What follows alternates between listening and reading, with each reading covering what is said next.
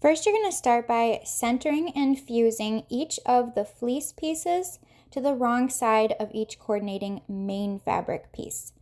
I'm using Pro Light cork fabric, and this type of cork has a very thin fabric backing, and the material is almost as thin as quilt weight cotton.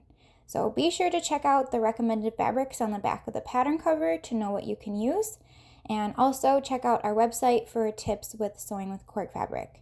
You can iron quality cork, which is why we're able to fuse the fleece to the wrong side. Start by fusing the fleece to panel A, then to panel B, C, D, E, strap connectors piece, your strap, and your back piece.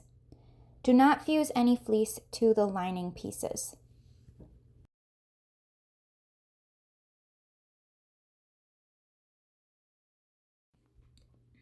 Next, take your pocket zipper and position it along the top edge of main fabric panel A. It's important which direction that your zipper pulls face, because when you're wearing this big crossbody, you'll want them to be going the correct direction. If you're left-handed, you'll want to make sure the pull closes to the left, and if you're right-handed, you'll want to make sure the pull closes to the right.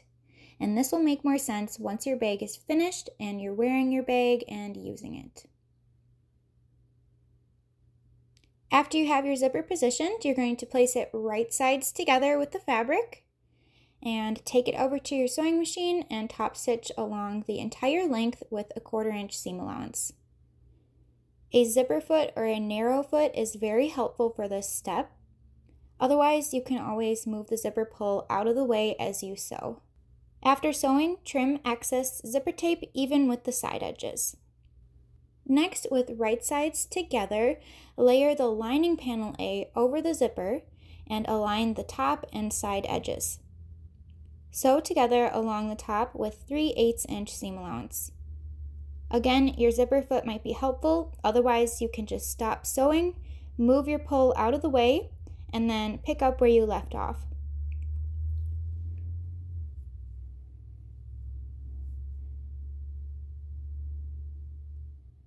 Press the main fabric and lining away from the zipper. Top stitch according to the pattern from the zipper.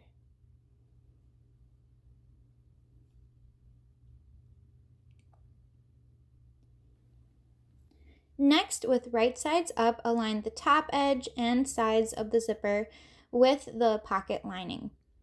Baste the zipper and panel A pieces to pocket lining a 1/4 inch from all edges. Trim excess lining even with panel A. With right sides together, align the top edge and sides of panel B with the top edge of the zipper. Sew together along the top with 3/8 inch seam allowance, and again, a zipper foot might be helpful. Press the main fabric away from the zipper. Top stitch according to the pattern from the zipper.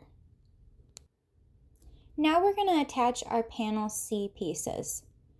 With right sides together, align the long, straight edge of one panel C on each side of the zipper pocket.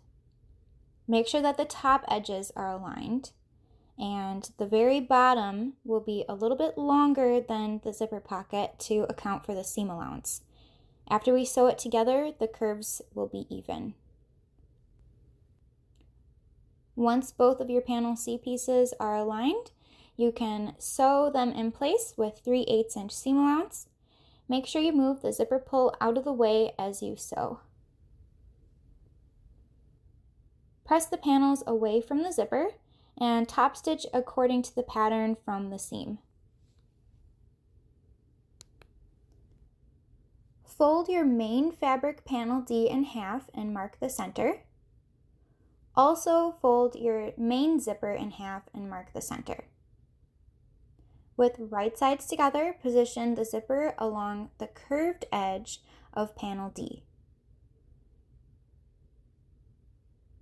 Baste the zipper along the entire curve with a 1/4 inch seam. Remember to use your zipper foot or your narrow foot, and you might have to move the pull out of the way as you sew. Also, I recommend to try using a stiletto to help hold the zipper in place as you sew.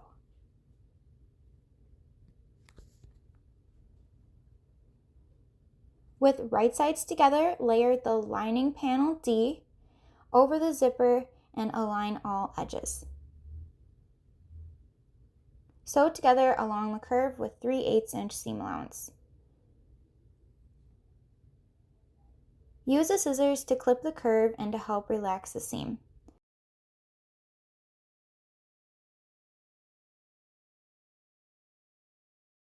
Then turn it right side out and top stitch according to the pattern from the seam and 1/4 inch from the top raw edge.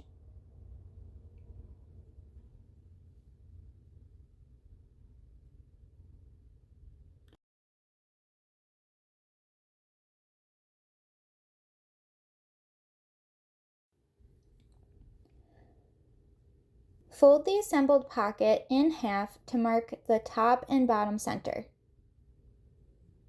Also fold the assembled main zipper panel in half to mark the top and bottom center.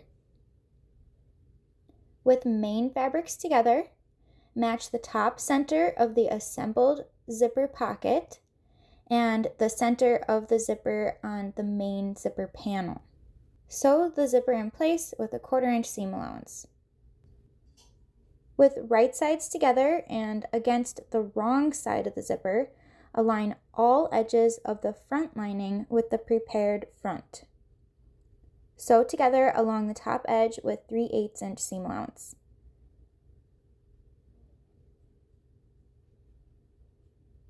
Make sure to be conscious of your zipper pull as you sew. Press the main fabric and lining away from the zipper and top stitch according to the pattern from the zipper. Align all edges of the front lining and the main fabric front and top stitch a 1/4 inch from the sides and the bottom edge.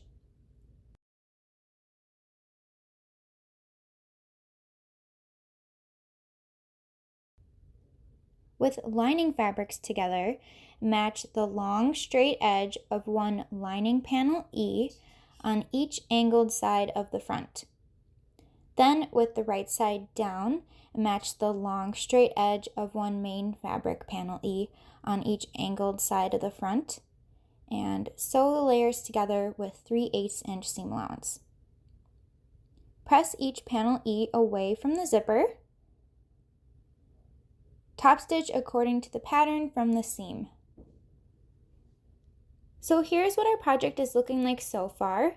As you can see, everything is lined and we can access our zipper pocket, and the inside of the pocket is finished off. With wrong sides together, fold each long side of the strap connectors piece to the center and press. Since cork fabric doesn't hold creases very well, I'm just going to use some sewing clips. The strap connectors piece should now measure 1 inch wide and 5 inches long. Then you'll take it over to your sewing machine and top stitch each long side with a 1/4 inch seam allowance. Subcut the strap connectors piece into two 2.5 inch pieces. Slide one O-ring over the end of each strap connector so it's in the center, and fold each connector in half, aligning the raw ends. With main fabrics together, center one strap connector on each short side of the front with the O-rings towards the center. Stitch in place a 1/4 inch from the edge.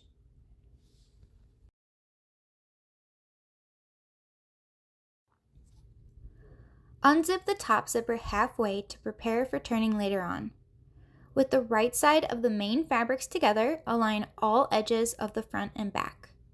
Sew together with a 1/4 inch seam allowance around all edges.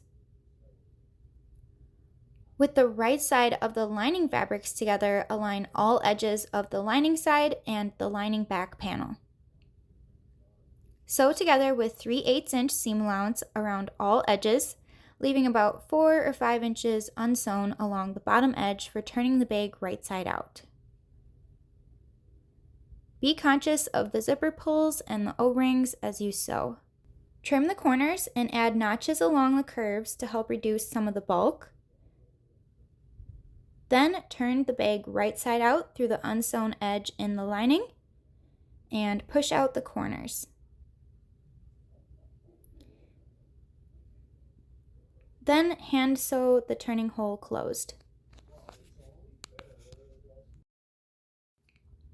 Join the strap pieces by placing the short ends right sides together, perpendicular to each other, and overlap the ends by about 1/4 inch.